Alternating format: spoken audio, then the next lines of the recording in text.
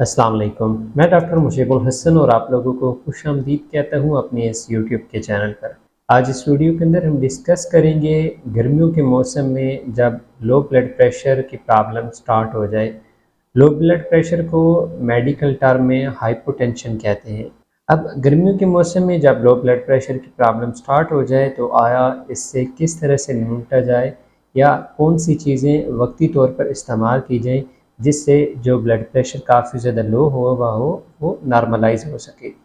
या इस हवाले से अगर आप होम्योपैथिक मेडिसिन को इस्तेमाल करते हैं अपने ट्रीटमेंट के लिए तो लो ब्लड प्रेशर की कंडीशन में कौन सी होम्योपैथिक मेडिसिन को इस्तेमाल किया जा सकता है, इन तमाम तर पॉइंट्स के हवाले से हम इस वीडियो में डिटेल के साथ डिस्कस करेंगे। लेकिन पहले आपसे गुजारिश है कि अगर आप इस चैनल के ऊपर फर्स्ट टाइम आए हैं तो चैनल को लाजमी सब्सक्राइब कीजिएगा और साथ बेल आइकन की घंटी को लाजमी प्रेस कर लीजिएगा ताकि इसी तरह की हेल्थ इन्फॉर्मेटिव वीडियोस आपको इस चैनल पर देखने में मिलती रहें। अपनी ट्रीटमेंट के हवाले से अगर आप मेरे साथ रब्ता करना चाहें तो कुछ फीस पे करने के बाद आप व्हाट्सएप के ऊपर इस दिए गए नंबर पर मेरे साथ रब्ता कर सकते हैं। हाइपोटेंशन जिसे लो ब्लड प्रेशर कहा जाता है, लो ब्लड प्रेशर एक ऐसी कंडीशन होती है जिसमें काफ़ी ज़्यादा वीकनेस या जिस्म काफ़ी ज़्यादा ठंडा हो जाता है। ये दोनों कंडीशंस बहुत ज़्यादा कॉमन देखने मिलती हैं। इनके अलावा डिफरेंट और सिम्टम्स भी देखने मिलती हैं, जैसे कि जिन पेशेंट्स का ब्लड प्रेशर काफ़ी ज़्यादा लो हुआ होता है तो उनको चक्कर वगैरह आ रहे होते हैं। उनको ऐसे फील होता है कि जैसे आसपास की चीज़ें तेज़ी के साथ घूम रही हों, या कुछ पेशेंट्स की आंखों के आगे अंधेरा वगैरह काफ़ी ज़्यादा आने लग पड़ता है। या इसके अलावा कुछ पेशेंट्स को ठंडे पसीने वगैरह काफ़ी ज़्यादा आने लग पड़ते हैं। उन्हें अपनी टांगों के अंदर, बाजुओं में काफ़ी ज़्यादा बेहिस्सी महसूस होने लग पड़ती है या फालजी कैफियत फ़ील होने लग पड़ती हैं। अब हाइपोटेंशन की जो ये प्रॉब्लम है, जो लो ब्लड प्रेशर वाली ये कंडीशन होती है, ये मुख्तलिफ़ काजेज़ की वजह से हो सकती है। लेकिन गर्मियों के मौसम में ये काफ़ी ज़्यादा कॉमन देखने में रही होती है। उसकी मेन रीज़न ये होती है क्योंकि गर्मी काफ़ी ज़्यादा होती है तो गर्मी की शिद्दत की वजह से पसीना बहुत ज़्यादा आ रहा होता है। अब जिन अफराद को पसीना बहुत ज़्यादा आता है तो उनमें जो सोडियम या पोटेशियम होती हैं वो काफ़ी ज़्यादा तेज़ी के साथ पसीने के ज़रिए जिस्म से खारिज हो रहे होते हैं। नमकियात हमारे जिस्म के लिए काफ़ी ज़्यादा इम्पोर्टेंट रोल प्ले करती हैं। आपने अक्सर औक़ात देखा होगा कि जब भी ब्लड प्रेशर काफ़ी ज़्यादा लो हुआ होता है तो नमक यूँ ही ज़बान के ऊपर लगता जाता है तो जिस्म में एक एनर्जी महसूस होने लग पड़ती है या काफ़ी ज़्यादा तेज़ी के साथ हमारा इम्यून सिस्टम बूस्ट अप हो जाता है। अब जिस तरह से नमक को इस्तेमाल करने से जिस्म काफ़ी ज़्यादा तेज़ी के साथ बूस्ट अप होता है तो जब इसका अखराज काफ़ी ज़्यादा पाया जा रहा होगा तो उसके नतीजे में जिस्म में शदीद कमज़ोरी की इलामत भी देखने मिलेगी।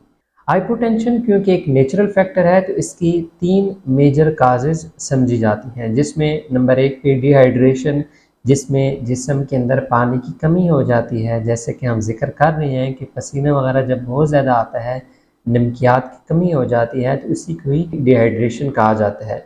इसके अलावा दूसरा फैक्टर आ जाता है जिसे वेज़ोडाइलेशन कहा जाता है। वेज़ोडाइलेशन की कंडीशन जस्ट गर्मियों के अंदर ही जिस्म में देखने मिलती है। अब वेज़ोडाइलेशन कहते हैं कि जो हमारी ब्लड वेसल्स होती हैं, रगें होती हैं, शरेयान होती हैं, ये फैल जाती हैं। अब एक पाइप जो कि 1 इंची वाला होगा उसमें से उस हिसाब से पानी का फ़्लो गुज़रा होगा, लेकिन उसी की जगह पे उतना पानी जब आप किसी बड़े पाइप से गुज़ारे होंगे तो उसका फ़्लो बहुत ज़्यादा स्लो देखने में मिल रहा होगा। तो सेम यही कंडीशन जिस्म के अंदर डेवलप होती है कि जो ब्लड वेसल्स होती हैं, गर्मी की वजह से वो काफ़ी ज़्यादा फैल जाती हैं। तो जिसमें जो ब्लड सर्कुलेशन होता है वो ऑलरेडी तंग शरेयान में से तो तेज़ी के साथ गुज़र रहा होता है, लेकिन जो ही वो एक्सपेंड होती है तो जो ब्लड का फ़्लो होता है वो काफ़ी ज़्यादा स्लो हो जाता है, जिसके नतीजे में लो ब्लड प्रेशर की कंडीशन भी डेवलप होती है। ये एक नेचुरल फैक्ट है तो इसमें कोई इतना ज़्यादा घबराने वाली बात नहीं होती। तीसरा मेजर काज़ आ जाता है मेडिकेशन। अब जिन अफराद को हाई ब्लड प्रेशर का सामना होता है तो वो ब्लड को काफ़ी ज़्यादा पतला करने के लिए, थिन करने के लिए मेडिकेशंस इस्तेमाल कर रहे होते हैं। अब जब वो बहुत ज़्यादा ऐसी मेडिसिन इस्तेमाल कर रहे होते हैं तो गर्मी की वजह से पसीना बहुत ज़्यादा आता है, जिसके नतीजे में जिस्म से नमकियात बहुत ज़्यादा कम हो जाते हैं। नमकियात कम होने की बेस पे भी उनमें लो ब्लड प्रेशर की कंडीशन डेवलप हो जाएगी। अब जिन पेशेंट्स का ब्लड प्रेशर ऑलरेडी बहुत ज़्यादा हाई रह रहा होता है तो जो ही उनका ब्लड प्रेशर तेज़ी के साथ लो होता है तो उन्हें अपने जिस्म में बहुत ही ज़्यादा तेज़ी के साथ वीकनेस फील होने लग पड़ती है। अब ऐसे में अक्सर औक़ात पेशेंट्स घबरा जाते हैं, तो यहाँ पर बेहतर सलूशन ये होता है कि आप जस्ट ओआरएस इस्तेमाल करेंगे, जिसमें सोडियम, पोटेशियम या दीगर नमकियात वगैरह ऐड हुई हुई होती हैं, तो वो जब आप इंटेक करेंगे तो उससे आपका ब्लड प्रेशर मेंटेन हो जाएगा। सेम यही सिनेरियो जो डिहाइड्रेशन वाले पेशेंट्स हों वो भी अप्लाई करेंगे, या वेज़ोडाइलेशन वाले पेशेंट्स भी अप्लाई करेंगे। जो अफराद गर्मी के मौसम में आउटडोर काफ़ी ज़्यादा काम कर रहे होते हैं, तो वो कोशिश करें कि डेली बेसिस पे एटलीस्ट विटामिन सी को लाजमन इंटेक करें। आप विटामिन सी गर्मियों में आप लेमन जूस के ज़रिए इंटेक कर सकते हैं या दीगर फ्रूट्स के ज़रिए भी इंटेक कर सकते हैं। लेकिन इसमें जब आप डेली बेसिस पे लेमन जूस, जिसे हम अपनी ज़बान में इशकंजी कहते हैं, वो इस्तेमाल करेंगे तो उससे आपको अपने जिस्म में जो वीकनेस की कंडीशन या लो ब्लड प्रेशर की प्रॉब्लम फेस कर रहे होंगे उसमें काफ़ी ज़्यादा बेहतरी फ़ील होने लग पड़ेगी। दूसरा, कोशिश करें कि डेली बेसिस पे 2 से 3 लीटर पानी लाजमन इंटेक करें, क्योंकि गर्मियों के मौसम में जितना ज़्यादा हमारा पसीना खारिज हो रहा होता है तो हमें कोशिश करनी चाहिए कि पानी ज़्यादा से ज़्यादा पिएँ, क्योंकि जब हम पानी कम पिएंगे तो उसके नतीजे में किडनी की प्रॉब्लम्स भी फिर स्टार्ट हो सकती हैं। तो जब आप पानी ज़्यादा पिएंगे तो उससे आपके बॉडी के जो डिफरेंट ऑर्गन्स होंगे वो भी काफ़ी ज़्यादा स्ट्रांग रहेंगे, और आपको जो डिहाइड्रेशन के बायस जिस समय मुख्तलिफ बीमारियों का सामना करना पड़ रहा होगा उनसे भी काफ़ी ज़्यादा तेज़ी के साथ निजात मिलेगी। अब डिस्कस करते हैं कि जो हाइपोटेंशन वाली ये कंडीशन होती है जिसमें ब्लड प्रेशर काफ़ी ज़्यादा लो हो जाता है, इसमें कौन कौन सी होम्योपैथिक मेडिसिन इस्तेमाल कराई जाती हैं। सबसे पहली मेडिसिन चाइना 30 पावर या 200 पावर के अंदर काफ़ी ज़्यादा सूटेबल रहती है। दूसरे पे जलसीमियम, एसिड फास, एकोनाइट, कालीफास, नेट्रम्योर। अब ये कुछ ऐसी मेडिसिन हैं जो कि लो ब्लड प्रेशर की कंडीशन के हवाले से काफ़ी ज़्यादा बेस्ट रोल प्ले कर रही होती हैं।